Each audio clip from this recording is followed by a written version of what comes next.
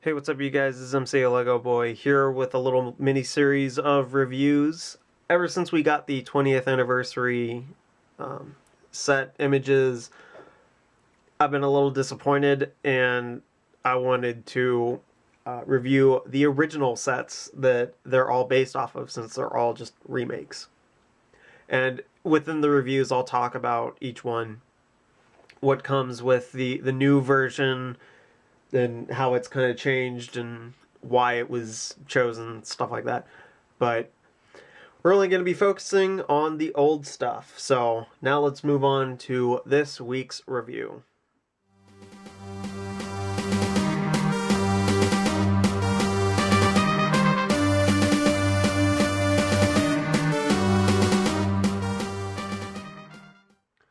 So here we are with our fourth set. So the set in question is 25261 Clone Scout Walker 20th Anniversary Edition, and it is based off of 7250 Clone Scout Walker from 2005. It's 108 pieces and retailed for $10 when it came out in 2005. That's pretty good. That's like a perfect number for piece to part ratio. Pretty good. And I gotta say, this is one of the coolest sets. Even back in 2005 when I first got it, I was like, oh man, this is so cool. This is one of the best out of the whole wave. And the episode 3 wave, oh man, dude, the whole wave, that was such a good... I got every single set out of that wave, except for the ARC 170 Tri-Fighter Droid CD and a polybag combo pack thing, because, I mean, I didn't need that. But when it came to episode 3, oh man, dude, the sets were so good. Like, the sets all looked amazing. It didn't matter how long they were in the movie for.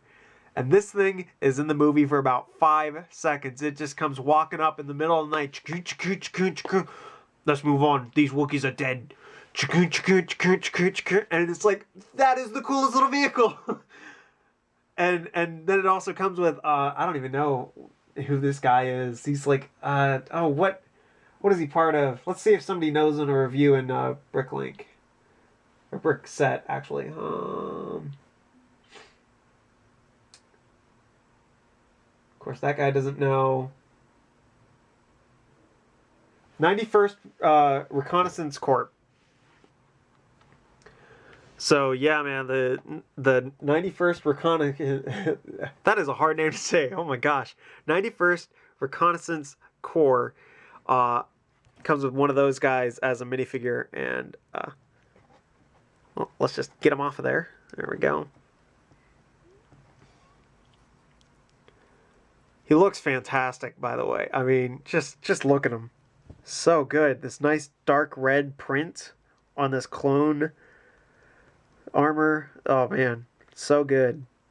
And the back is even cooler because it comes with, like, just big sections of dark red. Just looks cool. Just looks cool. Plain black head underneath. But that's cool because you can add whatever color you want underneath. Of course, I don't have one where I can do that, but it's, like, especially translucent colors always looks good. Oh, jeez.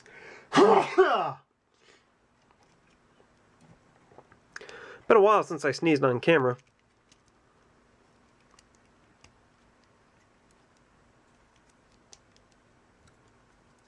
Not as epic as the one when I was reviewing the Twilight. I still get comments on that review. Does come with a blaster. I have elected to store it there. That's a good place to store the blaster. And then, you know, the head can move around. The gun itself, the little turret, can move. The legs are obviously able to move.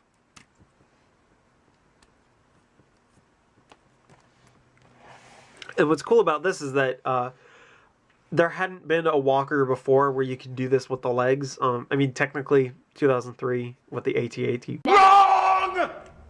Like a two-legged walker. This was unheard of to have the legs be separate from one another in motion. And, you know, although you can't move this section forward, this section can move and do a few things. So you're able to have it be back when you have it a little offset like that. Always looks cool. And so, yeah, you know, it was a good scale, good build, like nice snot technique. Love these feet, even though they're not accurate at all. But, you know, hey, works. It is overscale, but not nearly as overscale as, say, this guy. Because, whoa!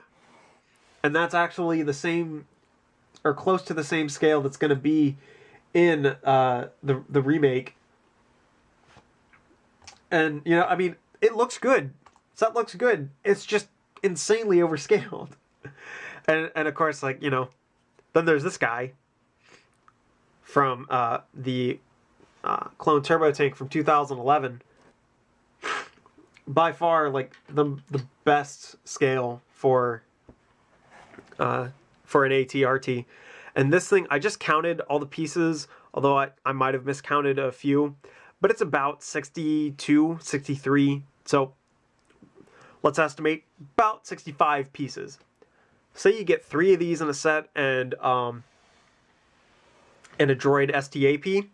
Man, that would make a killer set for 20 bucks. And that would go flying off the shelves. Now, I mean, you know, feet aren't entirely accurate. That's easy enough to fix. You just make a few changes, you're done. But say you get 3 of these and a droid STAP.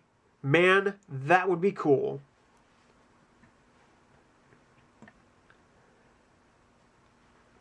But back to this set. I usually don't have this guy on here because in my Kashyyyk display, he's the only guy in there that looks like this. And so it's like, well, I'm not going to have you running around. But since I bought so many of the Kashyyyk Battle Pack, getting one of these guys in there looks pretty good. And so that's the same type of figure that you'd be working with. But, you know, for the rest of the review, ignore that this guy doesn't come in the set. He just looks cool on it. Now, when it comes to the 20th Anniversary Edition, it does look really good. Comes with Darth Vader as your figure.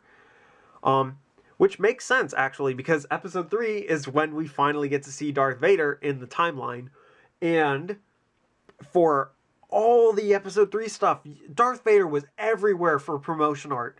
And he was always out there with his lightsaber out, like, brrr. And then at the end of the movie, it's like, okay, there's no part where Darth Vader is with his lightsaber and ignited. I'm not even sure if his lightsaber is even on his belt at the end of the movie when he's walking down and watching the construction of the Death Star. Just, yeah, what? We do get a spider droid. That's based off of different versions of spider droids that we've gotten. I could bring in Wookiee Attack and it's like, hey, you know, let's talk about this. But I've already done that review too. Spider droid looks fine. But the thing that is also, like, the most exciting is actually this Wookiee with a barricade. Man, that barricade, while not terribly accurate, is still better than anything that they've given us before when it comes to the Wookiees having a barricade. And there's a Wookiee. Like, and sadly, there's only one Wookiee. Can we get more Wookiees, please? Like, I don't have very many Wookiees fighting on Kashyyyk, their home world, and the Wookiees are very prominent in that battle. It's like having Endor without Ewoks. Like, I want more Ewoks. I want an Ewok battle pack. I want a Wookiee battle pack. Give me them now, alright? I will throw you money. Like, I will just start throwing money at you to make this happen. Because we need Wookiees. on Kashyyyk. Because, come on, it only makes sense. So, you know. We need more generic Wookiees that you can, like, swap parts on to make different Wookiees. Like, arms and leg colors can be different. The body, the head and, like, torso covering molds, like, those can be different colors. And just play mix and match with them. And you have, like, a whole army of Wookiees. It would look great. But sadly, no. But yeah, there's not much to talk about this one. I guess it's just kind of weird that it, like, they're really pulling from 2005 of all years. Not saying that that's bad. It's just pretty late. And so I was thinking more along, like, the lines that they'd be pulling more or less from 1999 and 2000, given that the other three were like that we've talked about already. But if they wanted to try and do one from every movie, which they still failed to do, it would make sense that it's like you still pull from 2005 because that's when episode 3 came out. But we'll talk about some other things in the next review, because that one is very interesting to me. But this has been MCLegoboy talking about and reviewing 7250. I can't remember what this thing's called. Oh my gosh, that's so embarrassing. Clone Scout Walker, jeez. And then, like, really rambling about the image of 75261 Clone Scout Walker 20th Anniversary Edition. See you guys.